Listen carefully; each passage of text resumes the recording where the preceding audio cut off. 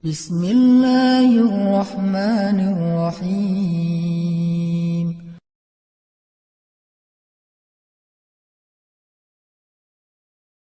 Jangan sampai kita terjebak dalam jebakan-jebakan setan tuh suka gitu ya. Dia bilang, rugi lo sholat tapi masih buat dosa. Akhirnya kita jadi malas sholat. Padahal sholat itu cara kita untuk ninggalin dosa. Innas sholata tanhal fahsya'i wal munkar. Itu sifat dari sholat, itu mencegah kita dari dosa. Udah Ustaz tapi gak tercegah. Lihat, minimal ada rasa feeling guilty kan. Itu bukankah itu bagian dari progres spiritual dalam diri kita? Dulu kita kan gak feeling guilty berbuat dosa. Sejak kita mulai sholat, berbuat dosa mulai feeling guilty kan. Walaupun gak langsung bisa meninggalkan, itu udah progres loh. Dan itu udah terbukti bahwa sholat itu benar-benar tanha al-fahsya'i wal munkar. Mulai ngerasa gak enak, mulai ngerasa malu. Dulu gak ada malunya, malah bangga lagi berbuat dosa. Sekarang malu. Bukankah malu itu bagian dari iman? Berarti sholat membangun keimanan kita.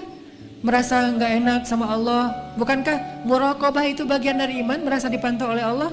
Mulai merasa setelah itu nyesal. Dulu gak ada nyesalnya, habis buat dosa biasa aja, malah bangga, malah cerita-cerita. Sekarang malah nyesal. Masih buat dosa sih, tapi setidaknya udah nyesal. Maka terusin sholatnya. Perbaiki sholatnya, Allah akan perbaiki diri kita dari dosa. Jadi fokus kita perbaiki sholatnya. Oh mungkin sholat kita masih kurang tepat waktu. Oh mungkin sholat kita masih belum di masjid. Oh mungkin sholat kita belum di shaf pertama. Oh mungkin sholat kita belum banyak tambahin dengan gimmick sunnah-sunnahnya. Oh mungkin sholat kita belum banyak ditutup dengan istighfar setelah sholatnya, doa dan seterusnya. Perbaiki sholat kita, Allah akan perbaiki hidup kita. Jadi jangan sampai kita terjebak sama setan mengatakan, rugi aja kamu sholat banyak dosa. Enggak, itu mah kerjaan setan yang bikin kita jadi merasa sholatnya jadi sia-sia. Enggak ada kebaikan yang sia-sia. Sholat itu kan kebaikan, nggak mungkin sia-sia. Tapi masih korupsi Ustadz, masih bohong, masih curang, masih apa. Nggak, itu urusan lain. Yang jelas, jangan sampai gara-gara udah terlanjur bikin dosa meninggalkan kebaikan yang sudah kita kerjakan. Itu lebih buruk lagi keadaannya. Makanya mending sholatnya perbaiki, nanti Allah akan perbaiki hidup kita. Ini persepsi yang harus kita bangun ya. Jangan sampai terkesannya, nggak usahlah menghijabi kepala daripada kita udah berhijab tapi masih suka ngomongin orang. Mending kita menghijabi hati. Nggak ada menghijabi hati, karena menghijabi hati itu sesuatu yang buruk. Khatamallahu ala qulubihim. Allah menutup hati mereka kan. Hati itu jangan ditutup, hati itu dilapangkan, dibuka. Alam nashrah laka sadrak. Jadi yang benar menutup kepala, membuka hati. Bukan menutup hati, membuka kepala, kebalik.